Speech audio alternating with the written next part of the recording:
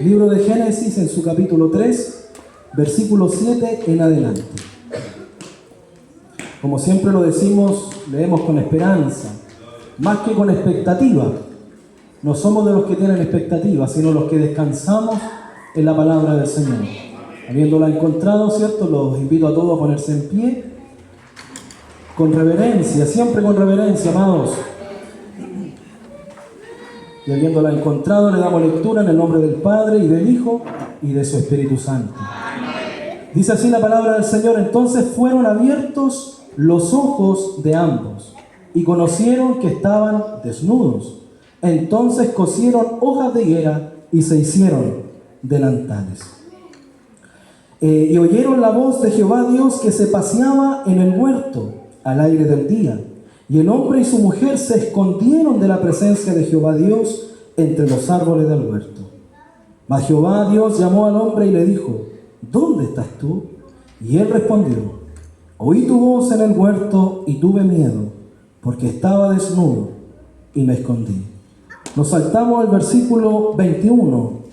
Dice: y Jehová Dios hizo al hombre, gloria a Dios por esto, hizo al hombre y a su mujer túnicas de pieles y los vistió.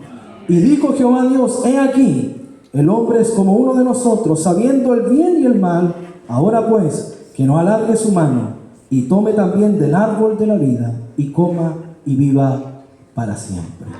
Por la lectura de su palabra somos todos bendecidos. Demos tres glorias a Dios. Gloria a Dios, gloria a Dios, gloria a Dios para siempre.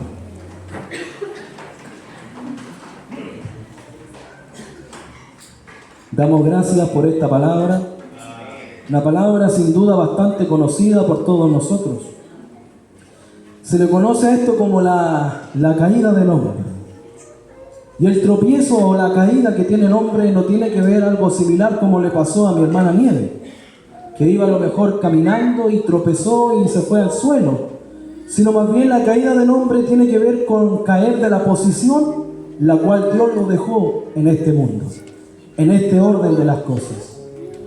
El salmista dice: cuando veo los cielos, obra de tus dedos, la luna y las estrellas que tú formaste, digo, pregunta, ¿qué es el hombre para que tengas de él memoria? Y el hijo del hombre para que le visites. Todo lo pusiste, escucha bien, todo lo pusiste debajo de sus pies. Y ese era el orden establecido por Dios, que el hombre era cabeza de todo lo creado. Aún el mismo diablo y sus demonios y las tinieblas estaban bajo la autoridad de Adán.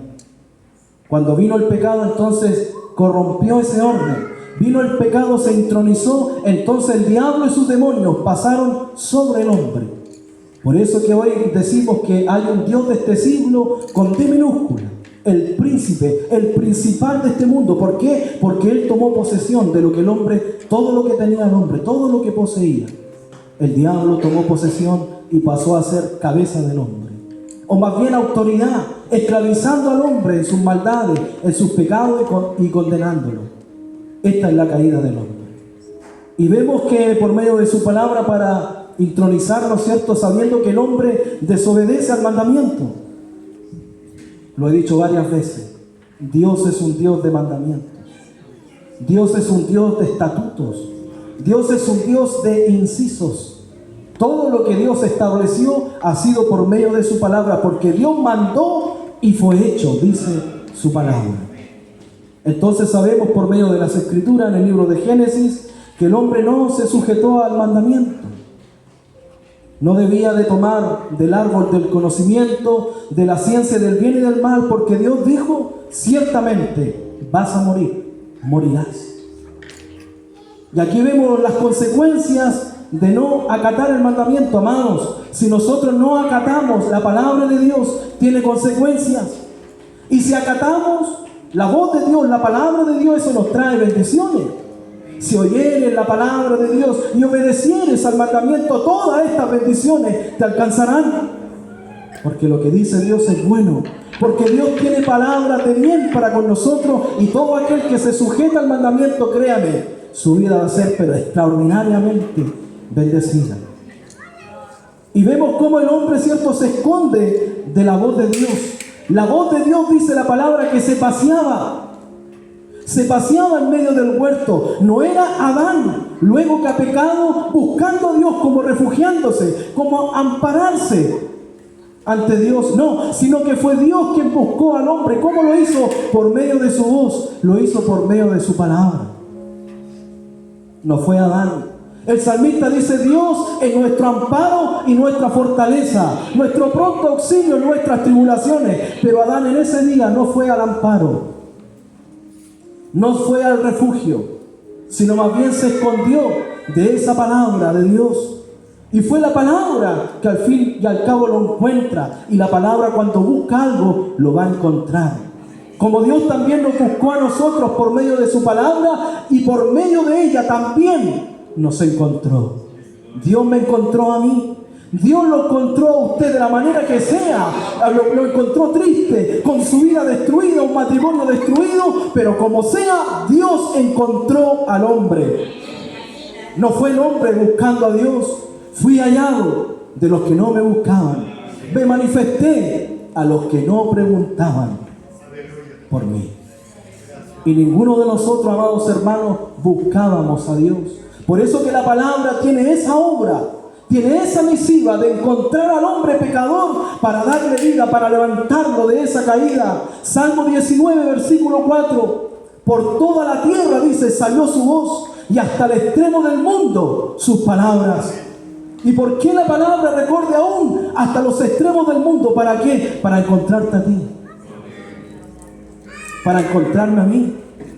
Nosotros que somos con Argentina los países más austros, más extremos del mundo, somos nosotros el país más extremo. Y se cumple la palabra, que por toda la tierra salió su voz, y también hasta el extremo del mundo. Y en ese extremo estaba Coronel, estaba Lota. La palabra se paseó por estas ciudades para encontrar a aquel hombre que también estaba caído y también estaba perdido. Al hombre que estaba desnudo, atemorizado. ¿Usted cree que las personas en este mundo no tienen miedo? Nuestra nación hoy día está llena de miedo, pero sin embargo la palabra sigue siendo sumisiva, sigue siendo, porque Dios es el que busca, amados hermanos. Como en el principio, cuando la palabra dice que la tierra estaba desordenada, vacía, había tinieblas en la tierra, y la palabra dice que el Espíritu se movía. ¿Escuchó? Era el Espíritu que se movía sobre la faz del abismo. ¿Por qué? Sobre esas tinieblas, porque ella anhelaba a algo. Ella anhelaba a alguien. ¿A quién anhelaba la palabra? Dios anhelaba al hombre. Porque Él sabía, el Espíritu sabía, amados hermanos, que Dios por medio de su palabra abriría los mares, dividiría los mares, y debajo de toda esa agua habría tierra, se descubriría lo seco, y el Espíritu se movía. ¿Por qué? Porque sabía que de toda esa agua debajo había tierra, y por esa tierra Dios algún día formaría al hombre. Por eso que el Espíritu se movía, como hoy también en nuestra nación, el Espíritu también se mueve. Aunque hayan tinieblas como en aquel día, el Espíritu de Dios se mueve. Aunque tinieblas cubrirán la tierra y oscuridad las naciones, aún así en estas tinieblas la palabra de Dios busca al hombre, busca a la mujer, busca al matrimonio destruido, busca al joven drogadicto, al alcohólico, lo busca. Y Dios me buscó a mí hace más de 10 años y me encontró destruido, depresivo, y la palabra me alcanzó, porque la palabra corrió desde la eternidad hasta nuestros tiempos. Nuestro pasado, nuestro presente y nuestro futuro, y la palabra corre para encontrarnos. Hermano Rodrigo, Isaías 55, versículo 10. Podemos ver el propósito que tiene la palabra. Porque así dice: como desciende la lluvia y la nieve, y no vuelve allá, sino que riega la tierra, la hace germinar y producir, da semilla al que siembra y pan al que come. Así será mi palabra que sale de mi boca, no volverá a mí vacía. Y damos gracias a Dios por aquello, que la palabra nunca vuelve vacía. Esta palabra salió de la boca de Dios con un propósito. Como la lluvia hace un propósito en la tierra, la riega, la hace germinar y producir, así también la palabra desde su boca. vino a hacer una obra. Vino a encontrarle, hermano David. Ricardo vino a encontrarte, y la palabra retornará a Dios, no vacía.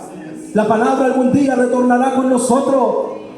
Porque cuando la lluvia desciende o la nieve se condensa arriba en las nubes, baja en forma de precipitaciones, luego vuelve transformada, evaporada, para hacer nuevamente el ciclo de la lluvia, vuelve transformada. Cuando la palabra me encontró, amado, no solamente por ella me arrepentí, sino que también me convertí, porque la palabra tiene el poder para transformar un hombre. Dios te transformó a ti, Dios me transformó a mí, porque la palabra nunca retornará vacía. La palabra hizo su obra y volverá con nosotros algún día. Cuando esto corruptible se vista de inmortal, volveremos como transformados, como la lluvia vuelve transformada arriba a los cielos, nosotros también seremos transformados. Iglesia, tú volverás transformada, aquel que envió su palabra desde la eternidad.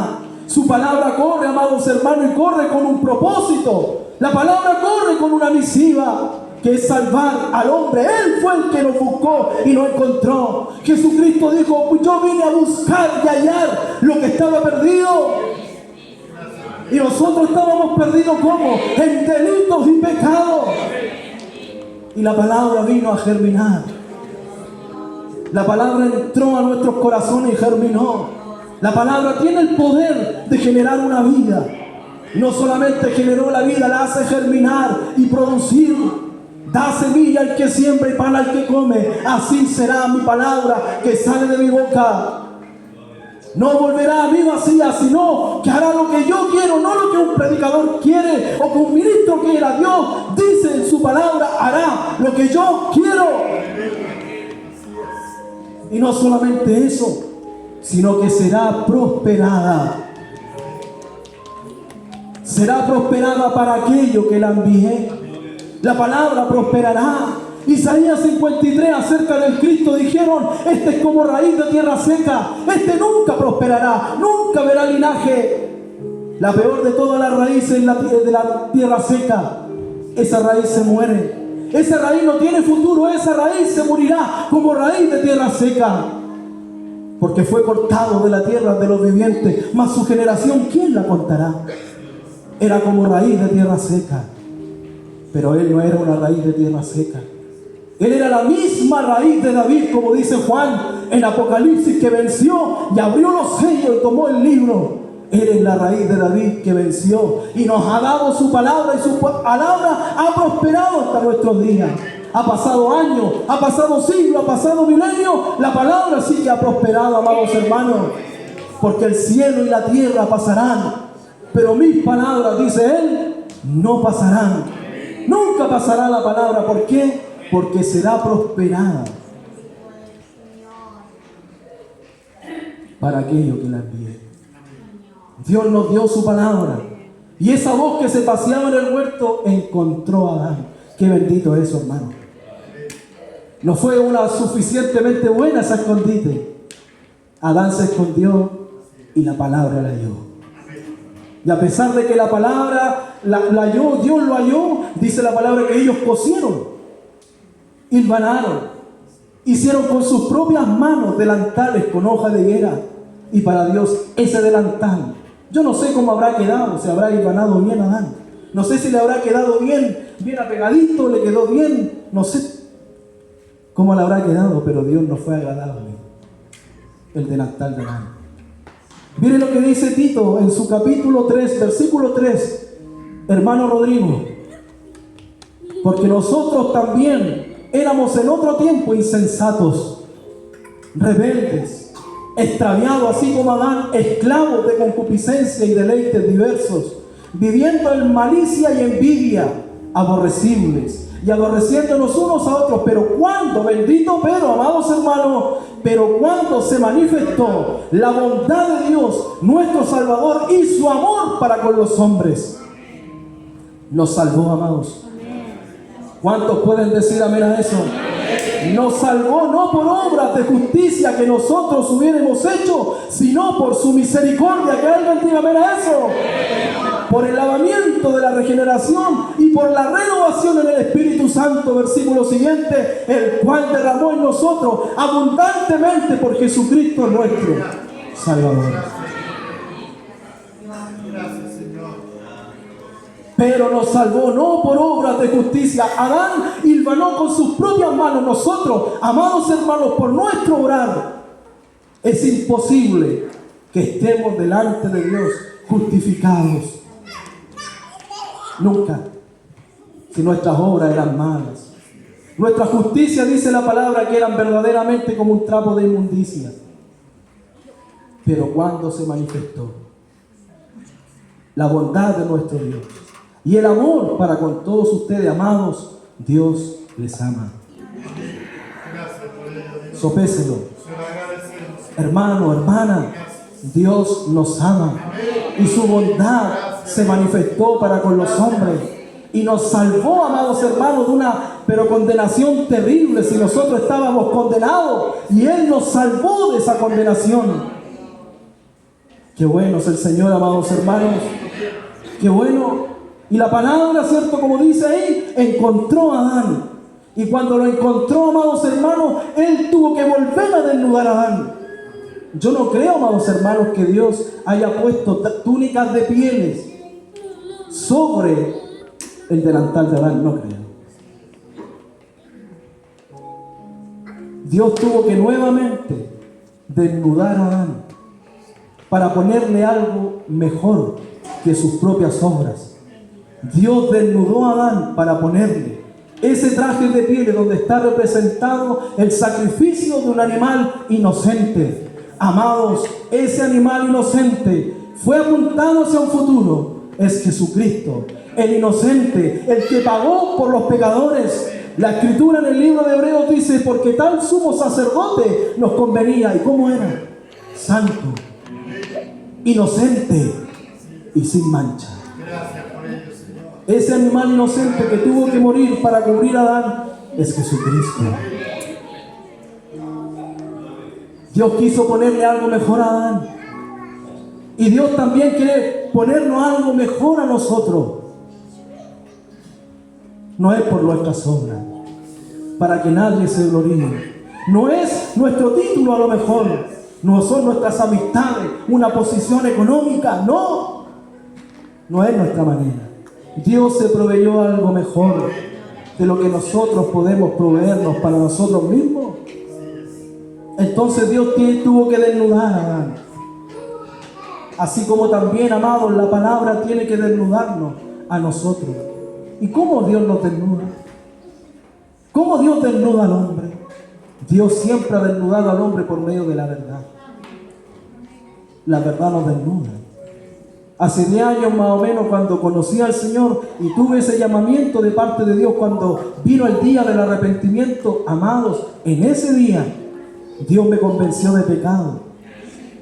Tuvo que el mismo Espíritu convencerme de pecado para arrepentimiento, amados hermanos. Y vino a la memoria todos los pecados, muchos pecados tuve, más o menos 2 horas allá atrás.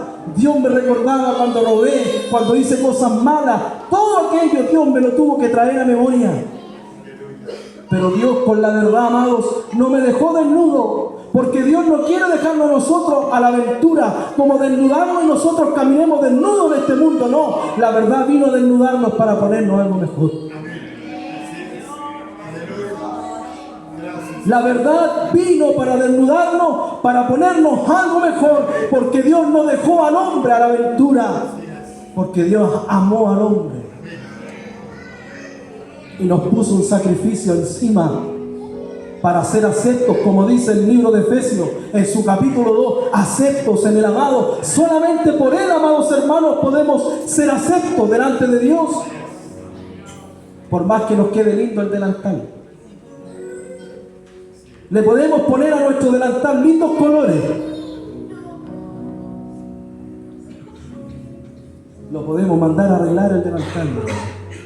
Solamente en Jesucristo el hombre es acepto delante de Dios. Y la verdad vino para desnudarnos. La verdad dice: no adulterarás. La verdad dice: no robarás, no levantarás falsos testimonios, no te harás imágenes, no te postrarás a ella, no la adorarás. Eso nos vino a decir la verdad, pero para cubrirnos por medio de Jesucristo. La mujer adúltera, amados, cuando la llevaron delante del maestro, ¿cómo estaba? Desnuda. Le habían declarado todos esos sacerdotes una verdad. Esa mujer es adúltera y esa verdad la tenía expuesta, la tenía desnuda. ¿O no? Estaba desnuda delante de todo el pueblo. Y ahí los hombres, ¿cierto?, con sus piedras, seguramente para reventar esa cabecita, para reventarle el rostro. Pero sin embargo aparece en ese instante Jesucristo: el que esté libre de pecado, lance la primera piedra. Entonces Jesucristo desnudó la conciencia de aquel, diciéndole también una verdad: que ellos también eran pecadores. Los desnudó. A los que quisieron hacer justicia con sus manos, los desnudó. Aquella verdad. Pero aquella mujer desamparada, atemorizada como Adán, desnuda como Adán, entonces vino la gracia por medio de Jesucristo y cubrió a esa mujer, como Dios también nos ha cubierto a nosotros. Quisiera abrir un paréntesis en esta historia, no quiero dejarlo pasar. Jesucristo, abro el paréntesis, en un momento dijo: si vuestra justicia no es mayor que la de los fariseos, no podéis entrar en el reino de los cielos. ¿Por qué quiero decir esto? Porque cuando los fariseos estaban en aquel lugar y Jesucristo los desnudó y les dijo la verdad, los fariseos botaron sus piedras. La botaron. Pero muchas veces nosotros tenemos ocultas las piedras. No me gustó lo que dijo el pastor e inmediatamente sacamos la piedra que teníamos oculta. No me gustó lo que dijo este predicador y por medio de la murmuración ejercimos juicio y lanzamos piedra unos con otros. Si vuestra justicia no es mayor que la de los fariseos, no pueden entrar al reino de los cielos. No es palabra mía, es palabra del Señor. Cierro el paréntesis. ¿Cómo cubrirlo?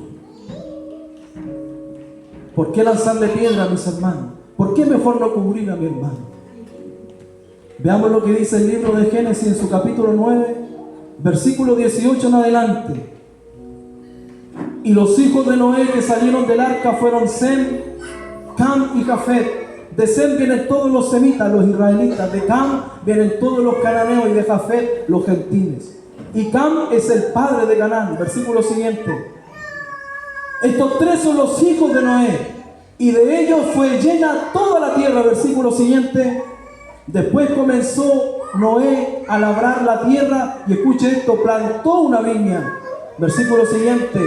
Y bebió del vino y se embriagó, y estaba descubierto en medio de su tienda. Versículo siguiente. Y Cam, padre de Canaán, vio la desnudez de su padre y lo dijo a sus dos hermanos que estaban afuera. Versículo siguiente. Entonces Sem y Jafet tomaron la ropa y la pusieron sobre sus propios hombros, y andando hacia atrás cubrieron la desnudez de su padre, y teniendo vueltos sus rostros, y así no vieron la desnudez de su padre. Le explico de inmediato. Luego que descendieron del arca, amados hermanos, dice la palabra que Noé plantó una viña, y con lo que plantó se embriagó, dice la palabra. Seguramente hizo vino o sidra y se embriagó con lo que tomó. Con la obra de sus manos también se embriagó. Vuelvo a abrir otro paréntesis.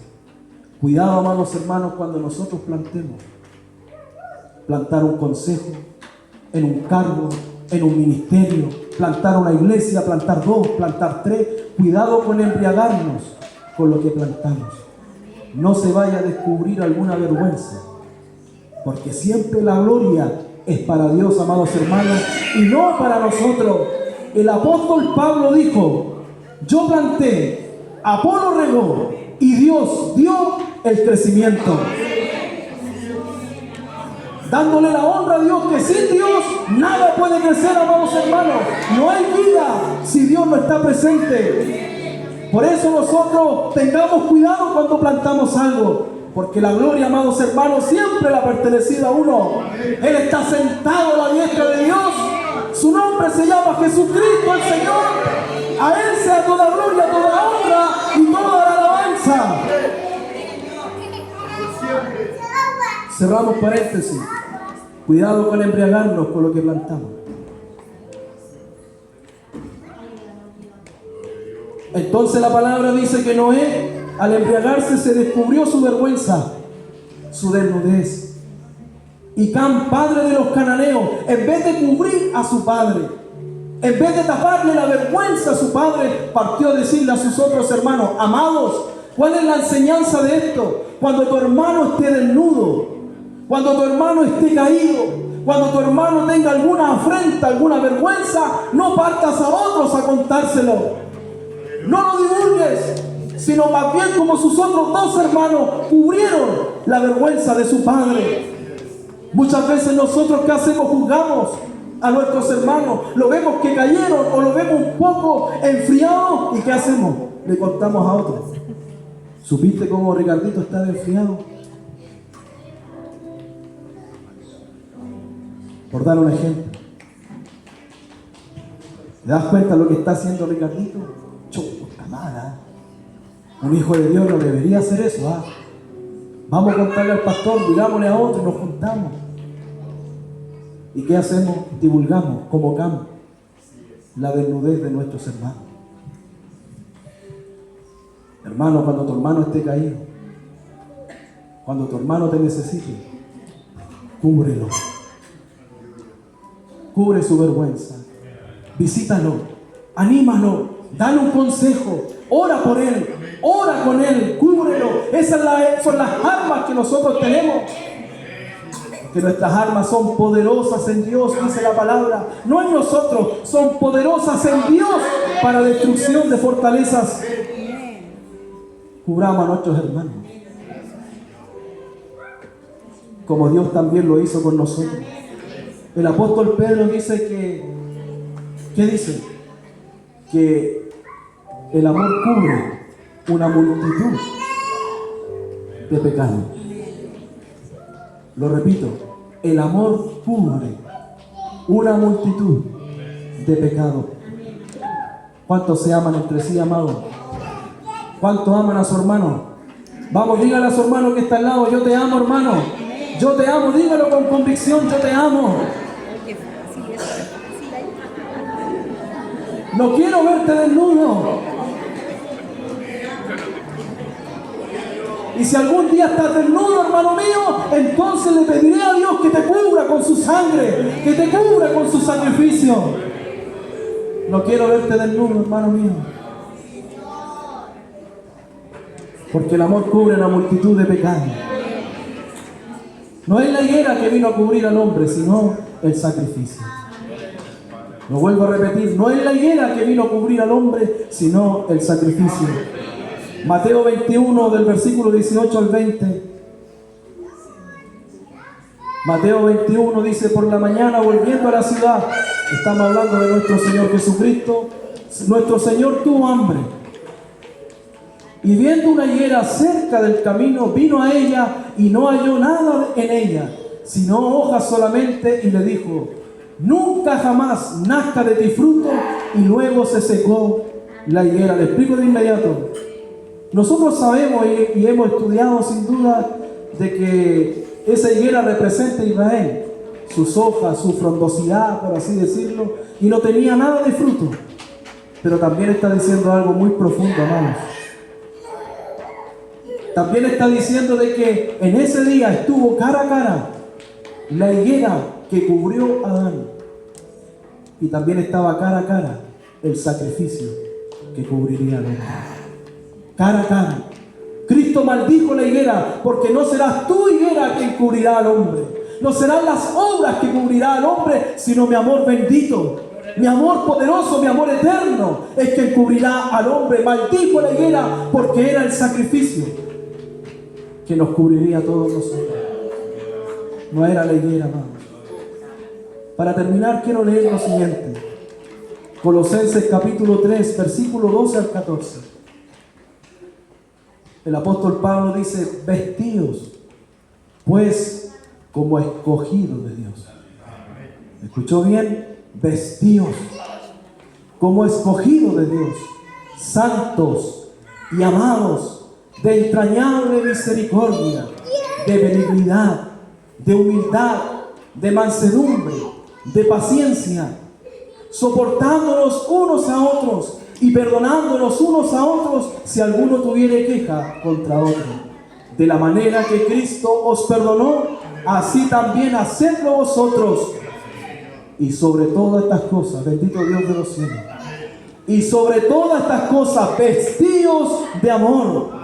Vestidos de amor, vístete de amor, iglesia, vístete de Cristo. La palabra dice, seamos revestidos de Jesucristo, vistámonos de amor, no de rencor, quitémonos esos ropajes de rencor, de ira, de envidia, de pleito, quítate esa ropa, sino vístete de misericordia, vístete de benignidad, vístete de mansedumbre, y sobre todas estas cosas, dice el Señor, vestido de amor, que es el vínculo perfecto.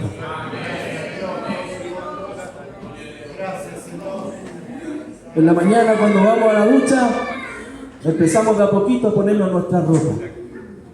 En la mañana, antes que salga, pónete la misericordia. Ponte la benignidad. Y después sigue, ponte la mansedumbre. Vístete de benignidad. Y sobre todas las cosas, ahora que en invierno, ¿qué es lo que nos ponemos por sobre todas las cosas en la chaqueta? El abrigo, la casaca, importante, ¿cierto? Y por sobre todas estas cosas, vestidos de amor, que es el vínculo perfecto.